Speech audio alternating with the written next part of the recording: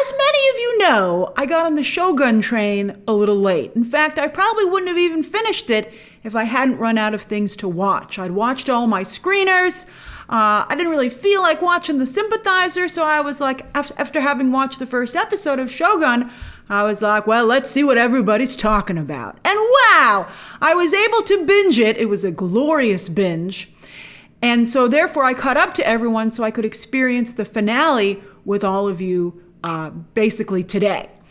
It's interesting. I absolutely adored the show until I would say the end of episode 8, episode 9, and then 10 kind of brought me back around to it.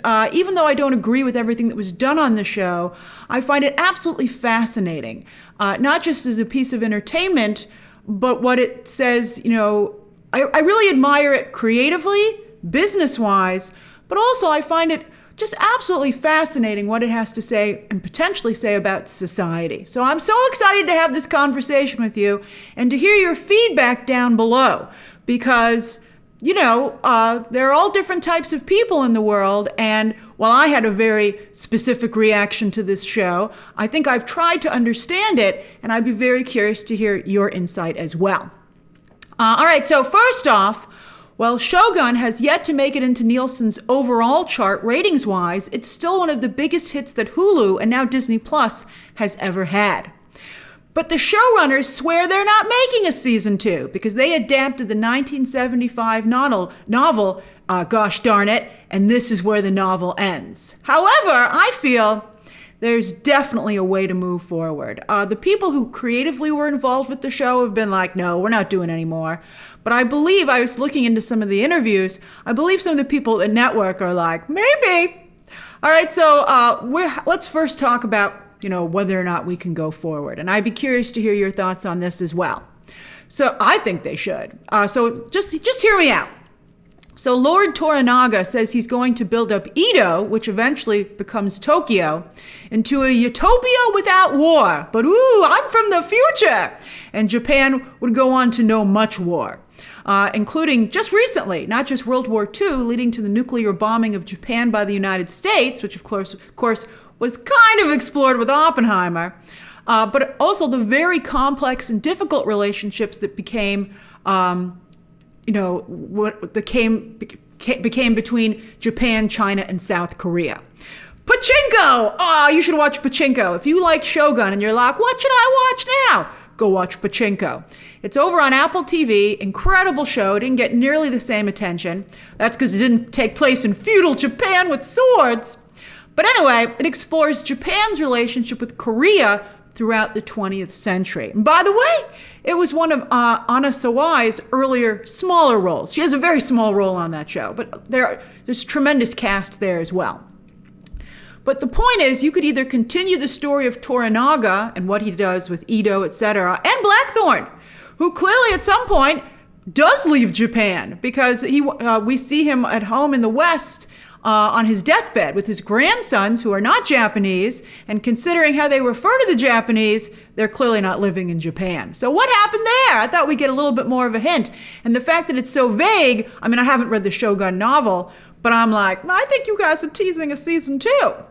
Or if you don't want to continue it in that way, you could do a Shogun style show, make it more of an anthology about another period either in Japanese history or maybe another country entirely. But I think the takeaway, bottom line, if I were a development executive, is that a Game of Thrones style fictional tale set in real life history, real world history, is a very good formula if done correctly. Yet it's important to point out that, so there's more to this. So Shogun is constructed for success in the West. Because, for instance, Blue Eye Samurai is very similar, taking place in the same time period. Yet, while that was popular and has got a season 2 renewal already, it's not hit at the level that Shogun has been. So this isn't, I think, just because of live action still having a wider audience in the West than animation, but because of some other elements as well. And a development exec or a writer or a producer would, be wise to acknowledge these when, deciding to either continue this show or to create their own product. All right, I know that some of you might be like, it's not a product. Oh, it very much is. And you can see, again, that this is constructed in a way for success with the West. So, and a lot of it stems from the novel, which itself has been very popular over the years. So some credit belongs to that author. Back in the 1970s, he figured this out. So Shogun has a white, straight male character as the protagonist to a degree. There are a lot of great characters here who get a lot of attention. But our entry point is Blackthorne.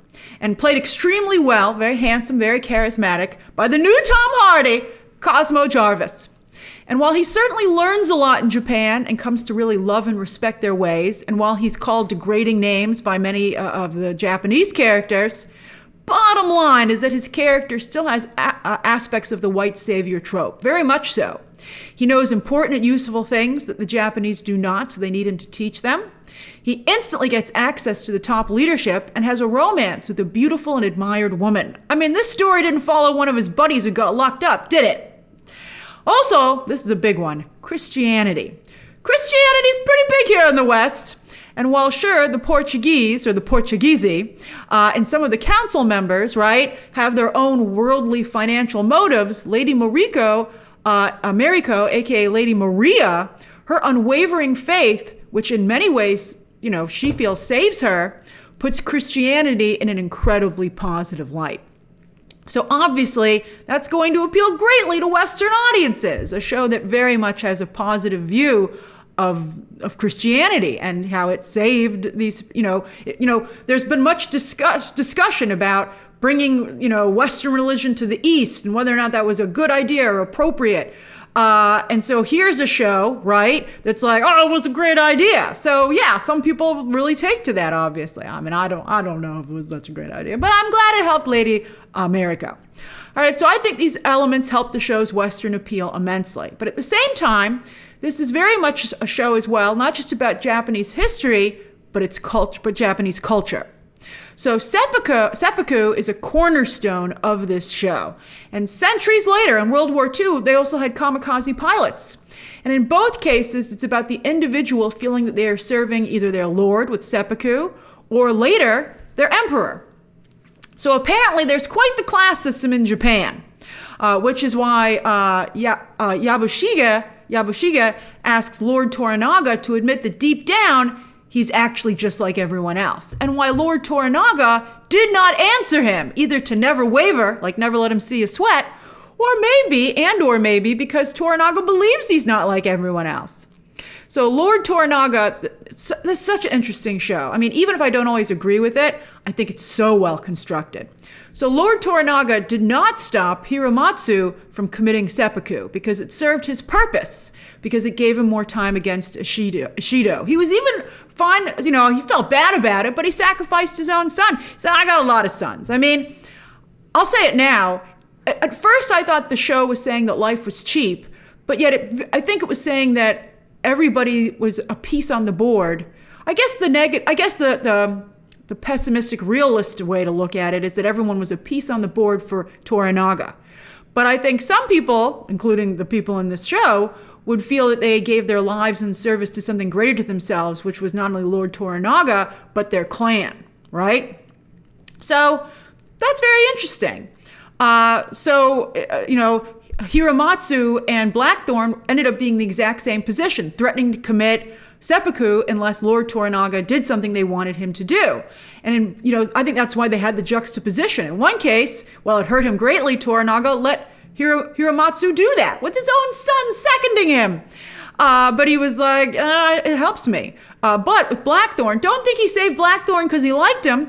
Having Blackthorne stick around helped Toranaga, because he was able to laugh with and at him, as he admitted to Yabushige, to distract his enemies, as he also said. But then also, as he tells Blackthorne, go build me a fleet of ships.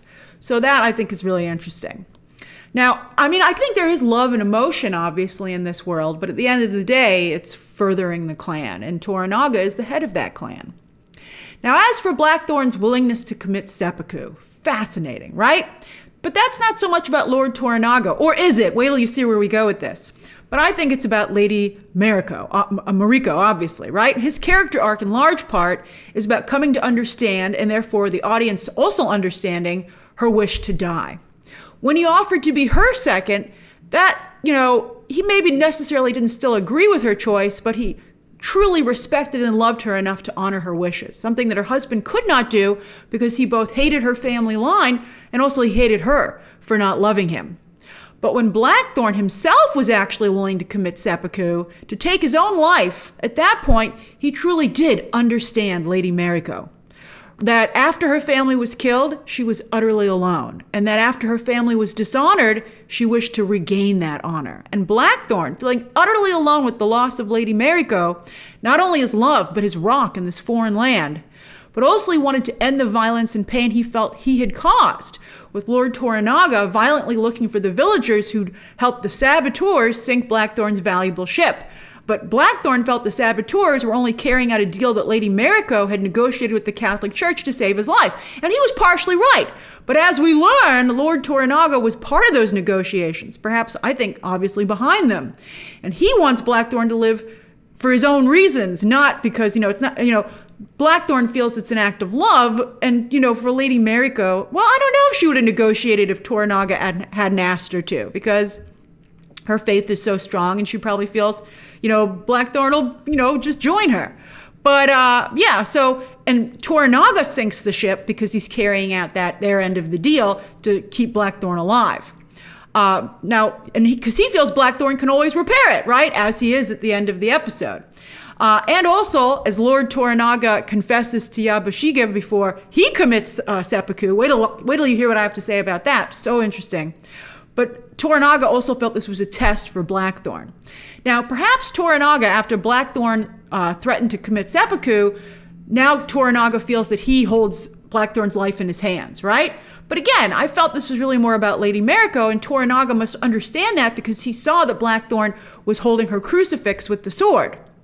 So maybe it's more about taking control of someone who now has nothing to lose, who's willing, therefore, to make the ultimate sacrifice, just as Toranaga did with Lady Mariko. Why did he pick her? Why did he make, I think it's so insidious, in my opinion, that Toranaga makes it feel like he has his inner circle selected because he respects them and loves them, and it's an emotional connection thing like that. When in reality, he's just choosing the best pieces on the board. And Lady Mariko, he knew she would go all the way. And I think that's perhaps why he took her under his wing and made her part of his house.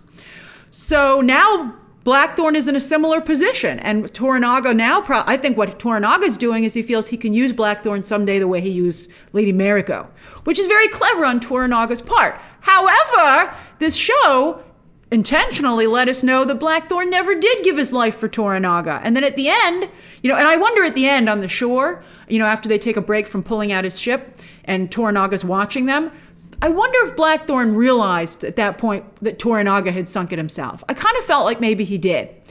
Because we see that Blackthorne dies in his own bed in his own country. So there's story for season 2 if they want to go there to show how that potentially happened and how that played out. Now, the only thing that I didn't understand by the end of the season was Lord Toranaga's true relationship with, was it Lady Ochiba? With Ochiba, who seemed to me at Taiko's deathbed, the former, was he an emperor? But Taiko, the leader, it seemed to me that Toranaga and Ochiba already had some kind of personal connection. I mean, Taiko even commented on it. That's what I thought they were hinting at. By the way, Taiko's line before he died, that life is so strange, a dream of a dream, and that's the title of the final episode, by the way, is one of the most powerful lines that I've ever heard. I mean, really tremendous writing on this show. But again, I didn't read the novel, so I don't know if that came from the novel, but it's really an amazing line. And wasn't Toranaga holding Ochiba captive at the beginning of the story, right? That's what I recall.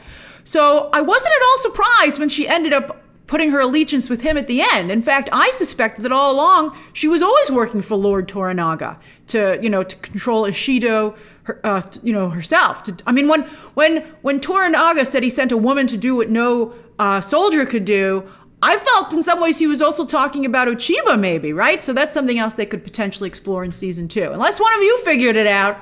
But I felt that was something that was not resolved. Before we get into lighter matters, I'd also like to point out that while the West doesn't have traditions like seppuku, the idea of belonging to something greater than yourself is very appealing, and as well as the idea that one's death has purpose.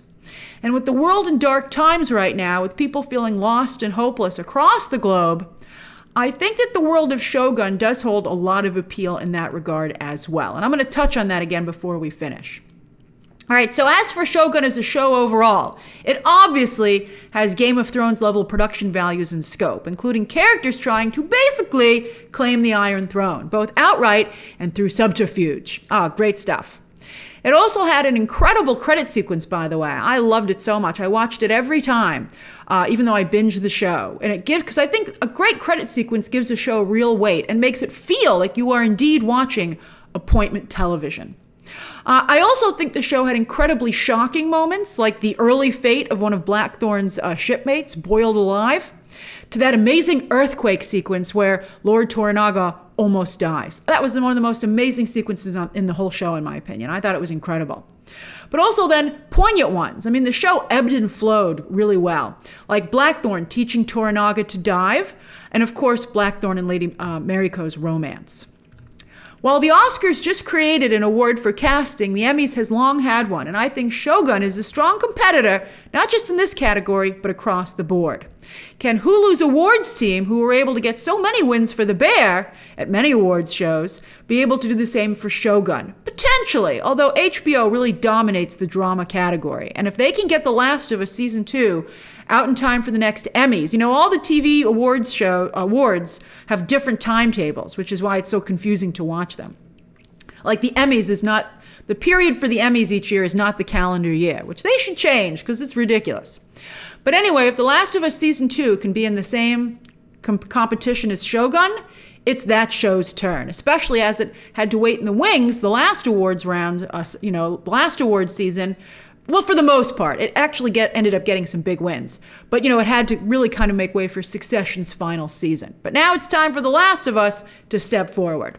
I do think that Shogun should get lots of nominations, but wins is where I think things could get a little tricky for it. Because again, the drama category, I think one of the things that helps The Bear is that it's a little less competitive over in comedy, which is probably why they categorize that show as a comedy, even though many of us wonder, is it really a comedy?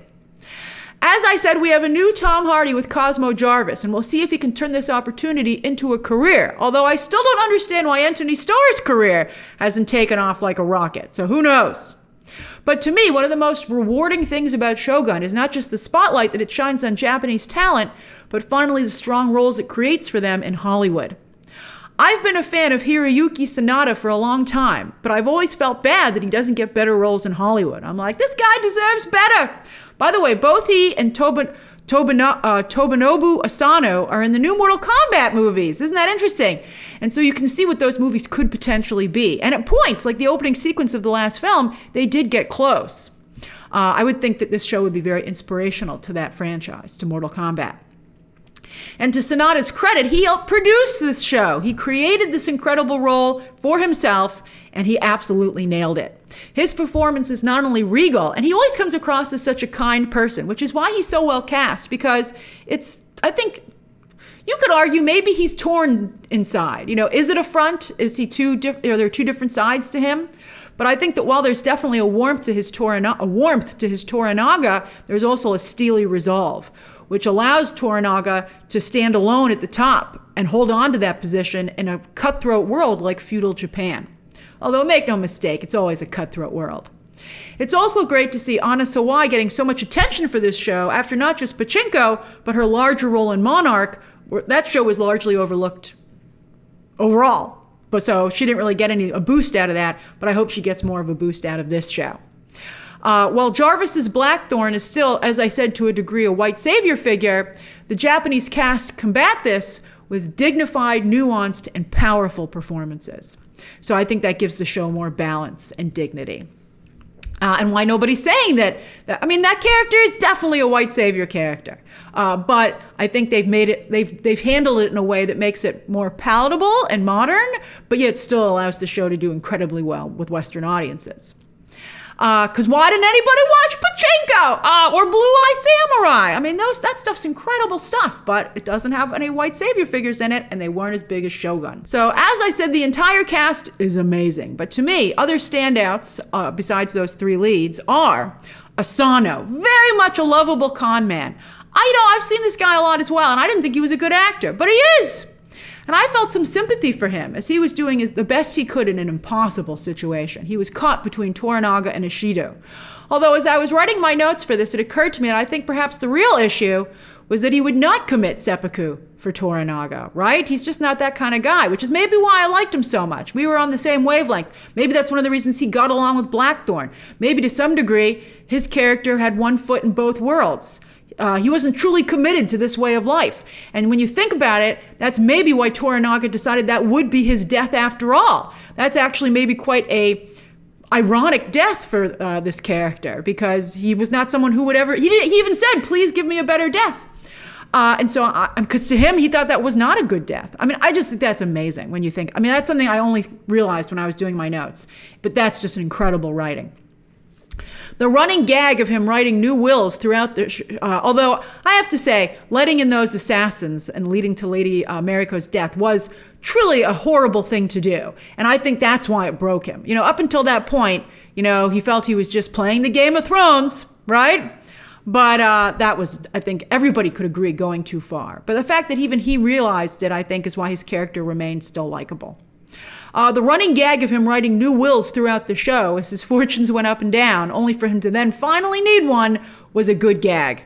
And his heart-to-heart with Toranaga before his death was not only a great plot device to reveal certain things and show what was to come, because Toranaga could say almost anything to a dead man, right? He could not admit that maybe deep down he was like everybody else. Because only then did he say, why tell the future to a dead man? I was like, you just told him a bunch of future stuff. But I think it was a really incredible conversation, and what a location on that cliffside. Oh my gosh. Their last exchange when they shared, it like brought tears to my eyes, as you can see, when they exchanged smiles, and I think in a different world they would have been peers. And I think that they both realized that. But of course, because of the world that they were in, they were not peers, and this guy needed to die. Wow. I also really liked Moeka Hoshi as Fuji, a small role that turned into a very strong one, much like the character herself, which I get, that's very poetic. And then Shinosuke Abe as Buntaro. Wow! That Abe could make us see the complexities of this character and to understand him, despite his awful actions, I think is truly impressive acting and writing, but a lot of it was done wordlessly. So, because Buntaro was not a man of many words. So I just thought that was incredible. At the end, a very complex, nuanced show.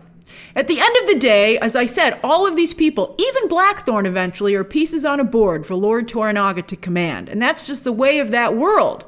It's not a world for everyone. You know, America was largely created in revolt to this way of life. A lot of countries operate that way and still operate that way to this day.